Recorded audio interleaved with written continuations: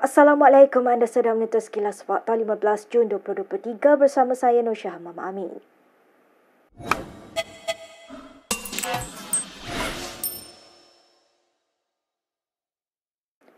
JAP menerima bilangan jawatan dalam kabinet yang lebih rendah dan tidak seimbang kerana parti itu memilih untuk bertolak ansur, kata Anthony Loh. Setiausaha Agung JAP itu berkata, parti itu dapat menjangkakan masalah yang mungkin timbul terutama berkaitan isu kaum dan agama. Dalam satu temu bual di BFM Breakfast Grill pagi tadi, Luke berkata isu polarisasi sangat membimbangkan partinya. So it's because at the back of that situation, at the back of our mind, we know that there are issues.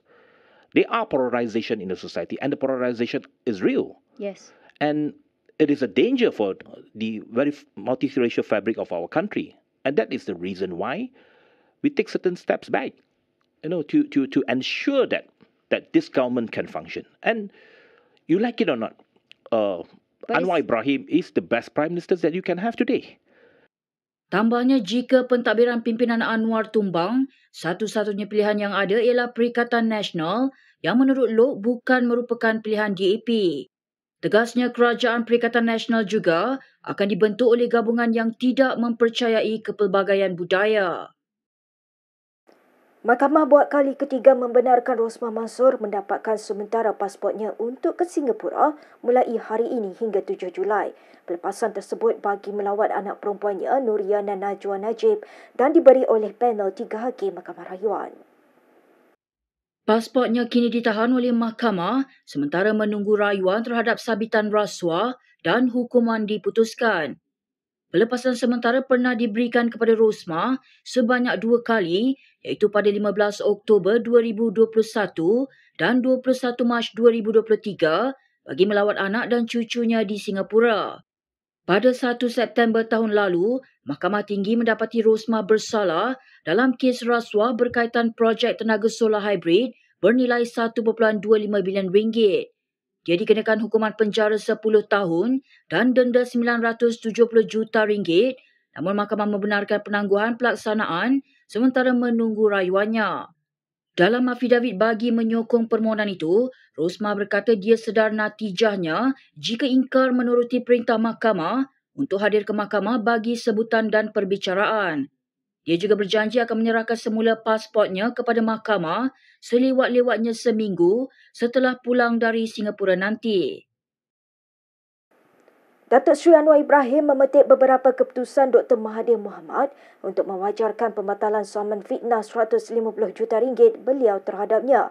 Ia termasuk pemberian kontrak gentian optik 214.2 juta ringgit yang diberikan kepada syarikat yang dikaitkan dengan bekas Perdana Menteri itu. Pernyataan pembelaan Anwar difailkan di Mahkamah Tinggi Shah Alam melalui e-filing malam tadi. Presiden PKR itu mendakwa anak-anak Mahathir iaitu Mirzan, Mughzani, Mukris dan juga isteri Mukris, Nurziata Zakarian menjadi pengarah Opcom Cables dari tahun yang berbeza. Mahathir adalah Perdana Menteri dan Menteri Pertahanan ketika kontrak itu diberikan. Mahathir menyaman Anwar berhubung dakwaan dia mengumpul kekayaan peribadi ketika menjadi Perdana Menteri. Menurut pernyataan pembelaan, Anwar yang juga Presiden PKR mendakwa selaku Perdana Menteri dan Menteri Kewangan pada masa itu, plaintif mengawal Menteri Kewangan diperbadankan MKD. MKD katanya memegang satu saham khas yang membolehkan kerajaan membuat keputusan penting dalam telekom yang menjalankan rundingan terus dengan Opcom untuk bekalan gentian optik berkenaan. Tambahnya lagi, pada tempoh tersebut, Opcom Cables dikawal atau dimiliki oleh ahli-ahli keluarga plaintif. Dalam kata lain, menurut Anwar, ahli-ahli keluarga plaintif mempunyai kepentingan yang besar dalam Opcom Cables di mana Kencana Petroleum adalah sebuah syarikat yang dimiliki atau dikawal oleh Mughzani. Ini kerana jelas Anwar, walaupun hanya ditubuhkan pada tahun 2001 dan tiada sebarang rekod prestasi, Kencana Petroleum telah diberikan lesen fabrikasi utama oleh Petronas dan ia telah diberikan semasa plaintif adalah Perdana Menteri. Baik, kita ke perkembangan di Dewan Rakyat. Menteri Dalam Negeri Saifuddin Nasution membuat pendedahan mengejutkan apabila membongkar pembabitkan orang politik yang melindungi aktiviti perjudian atas talian. Jelas Saifuddin, Naungan politik itu bagi memastikan pihak terbabit tidak dikenakan tindakan undang-undang sekaligus menyukarkan tugas pihak berkuasa. Menjawab soalan tambahan dari Ahli Parlimen Sungai Buloh, R. Ramanan di Parlimen hari ini, Saifuddin berkata pihak yang menyediakan platform perjudian dalam talian itu boleh mengaut keuntungan sekitar 200 juta ringgit seminggu.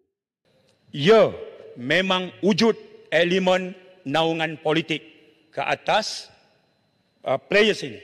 Ada. Affirmatively ada. Dato' Yang di-Pertua. Dari situlah datang influence dan protection. Dari situlah datang corruption and bribery.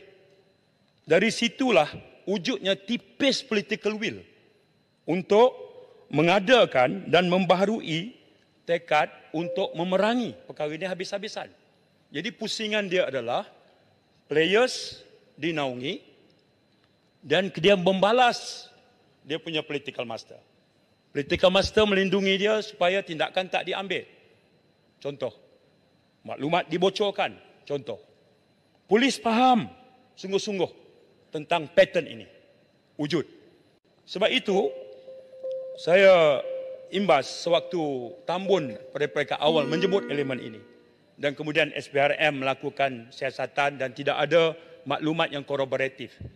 Tapi di peringkat pasukan polis, rada yang kita kesan dengan semua data yang saya sebutkan tadi, ini memang memerlukan perhatian berat. Ya, bahkan kita akan tengok semak balik apakah wujud kelulusan-kelulusan baru, lesen-lesen baru umpamanya, ataupun wujud atau tidak naungan-naungan ini yang membabitkan orang politik tertentu.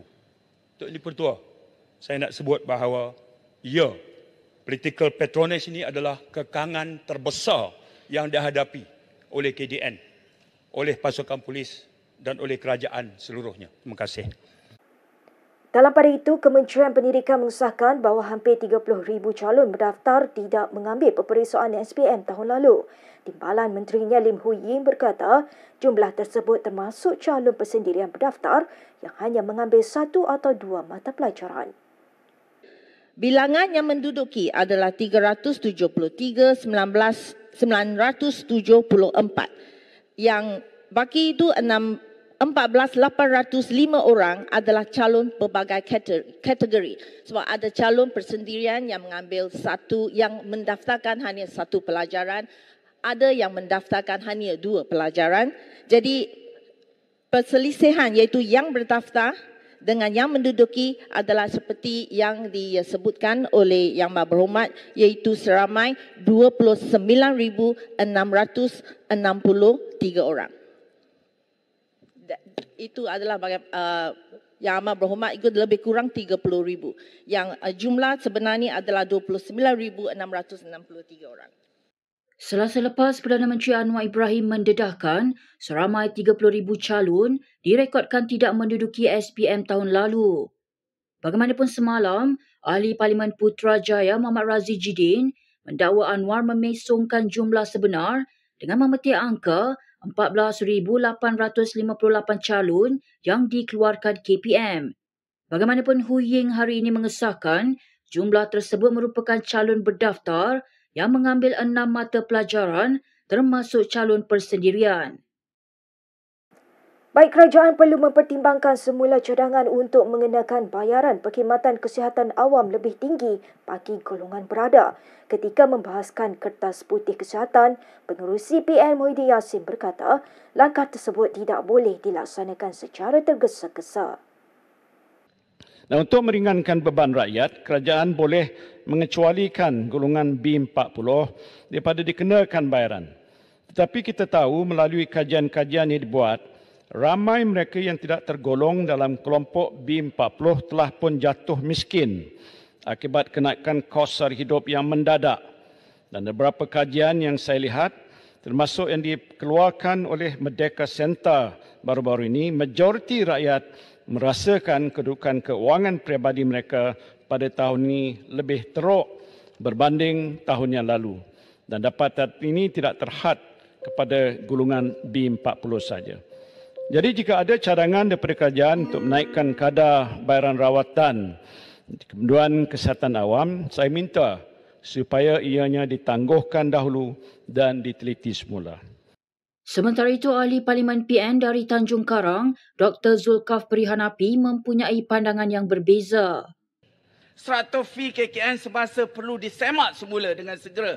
Pembayaran RM RM1 adalah bersesuaian di zaman nasi lemak dijual pada kadar 10 sen ke 20 sen sebungkus. Sedangkan sekarang nasi lemak dah berharga RM2.50 ke RM5 sebungkus.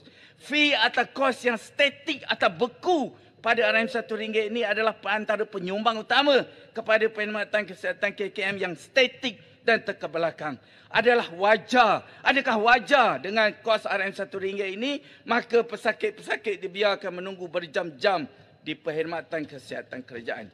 Jadi satu keberanian atau political will dengan izin untuk meningkatkan fee RM1 ini kepada kadar yang lebih musabah berbanding dengan kos di perkhidmatan kesihatan swasta yang telah meningkat kepada RM80 ke RM100.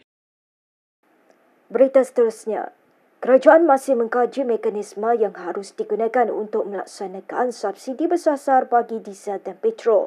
Perdana Menteri Datuk Seri Anwar Ibrahim berkata, pelaksanaan subsidi bersasar untuk diesel dan petrol lebih kompleks berbanding subsidi elektrik. Implementation, the mechanism, will you be working with like maybe IRB to identify? No, we actually there's a team working on it now.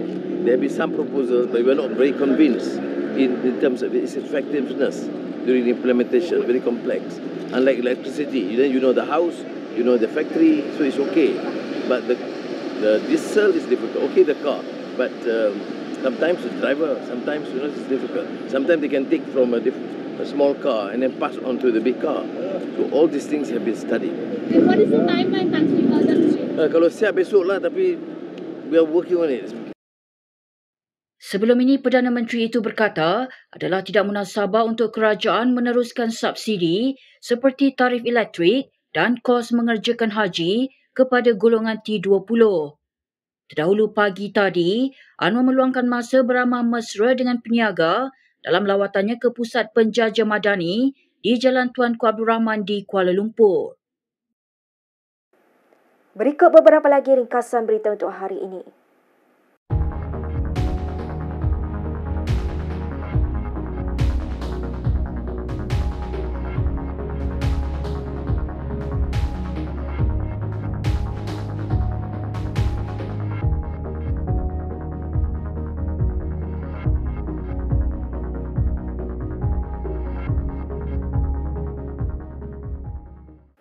Sekian sahaja daripada saya, Nusha Mama Amin untuk Sekilas Fakta.